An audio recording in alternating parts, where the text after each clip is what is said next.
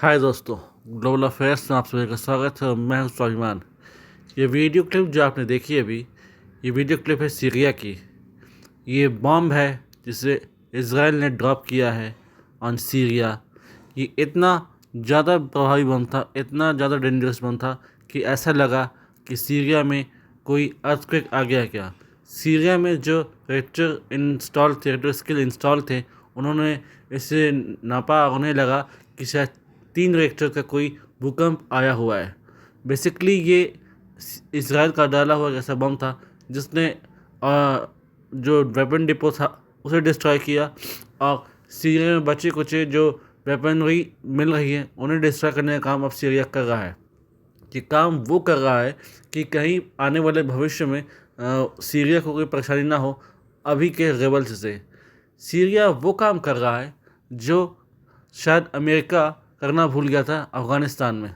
America जब वहाँ से भागा तो अपने सारे वेपन्स सिस्टम, अपने सारे मिसाइल, अपने सारा असला बारूद छोड़ कर भागा, और उसका नतीजा ये निकला कि अफ़गानिस्तान में अनरेस्ट हो गया और वहाँ से पाकिस्तान पर हमले शुरू हो गए। यानी कि उस रीजन में अनरेस्ट फैल गया, अनस्टेबिलिटी फैल गई।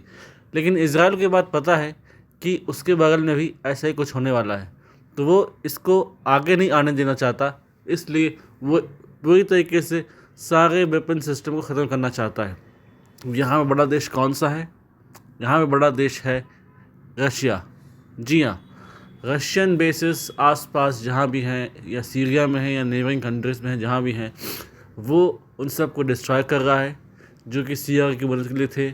सीरियन गवर्नमेंट जब बशर अल असद वहाँ पर थे उनकी मदद के लिए थे, तो उन सब को ख़त्म कर रहा है ताकि नियर फ्यूचर उसे इस बात की कोई चिंता न रहे कि उस पर कोई हमला होगा, उस पर कोई अटैक होगा, और कोई रेबल फोर्सेस आज जो यहाँ बैठे हैं डमस्कस में या एडजॉइनिंग रीजन में घूम रहे हैं, वो कल को पलट कर इज़राइल पर हमला न कर दे। तो ये हमला इज़राइल कर रहा है ताकि वो पूरी तरीके से न्यूट्रलाइज कर ले सीरियन थ्रेट को।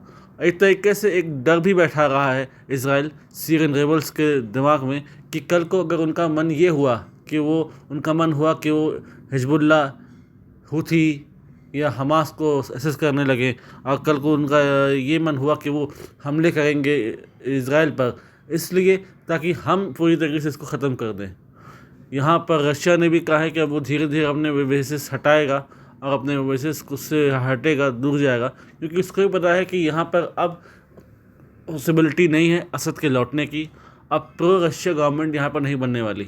अब सीरिया का या तो बंदरबाट होगा या तो ये कई हिस्सों में बटेगा, जिसमें से बहुत हद तक इज़राइल कोशिश कर रहा है कि वो डमस्कस तक पहुँच जाए। गोलन हाइट्स से आगे उसके टैंक्स पहुँच चुके हैं। कभी भी समय में पॉसिबल हुआ तो वो डमस्कस पहुँच जाएंगे। तो एक हिस्सा तो इज़राइल ले लेगा, कुछ हिस्सा जाएगा टर्की को, और बचा कुचा हिस्सा या तो एक वीक कंट्री बन के रह जाएगा, जो कि प्रो इज़राइल प्रो रशिया बनाया जाएगा, pro Russia and pro Israel and pro America बनाया जाएगा, ताकि भविष्य में किसी प्रकार की कोई चिंता ना रहे, भविष्य में किसी प्रकार का कोई डर नहीं रहे उनमें कि एक एनिमी, एक हॉस्टाइल नेशन हमने हमारे बगल में है।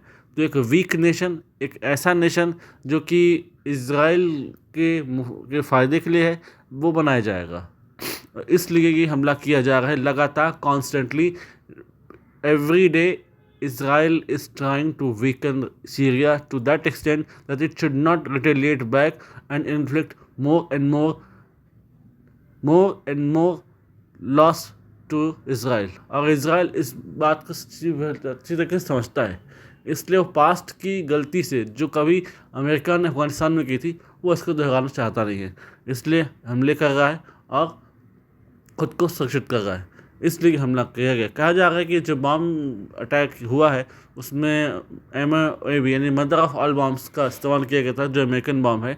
ये तो क्लियर नहीं है, लेकिन ये इतना क्लियर है कि इज़राइल अपने टेंशन में जरूर सफल होता दिख रहा है। इज़राइल अपने टेंशन में जरूर अच्छे से सफल होता दिख रहा है, और वो ऐसा करके और रीजन में अपनी स्टेबिलिटी बढ़ा रहा है, मजबूत कर रहा है, खुद को पूरी तरीके से डोमिनेटिंग पोजीशन ला चुका है। और ईरान की अब यह शायद हिम्मत शायद ही हो कि वो दोबारा हमला करवाए अपने प्रॉक्सी से या डायरेक्ट अटैक करने की कोशिश करे। और निकट भविष्य में कोई बड़ी बात नहीं कि इसराइल शायद ईरान पर ही डायरेक्ट ऐसे कोई हमला करे जिसमें वहाँ पर रजीम चेंज हो। ऐसा कहा भी जा रहा है कि अब ईरान का ही अगला नंबर है कि ईरान में अब रजीम चेंज होगी, एक प्रो इसराइल एक प्रो अमेरिकन गवर्नमेंट आएगी जो 1979 के इस्लामिक रेवोल्यूशन के ठीक पहले थी। तो एक pro Israel pro US government शायद निकट भविष्य में आप ईरान में भी देखेंगे। इसलिए हमले हो रहे हैं और ये तब तक होते रहेंगे जब तक मैक्सिमम नुकसान सीरिया में नहीं पहुंचा लेता इसराइल। इससे रिलेटेड अपडेटेड वीडियो अगर आती है, I will make a dedicated video in this regard. Thanks for watching. जय हिंद, जय भारत।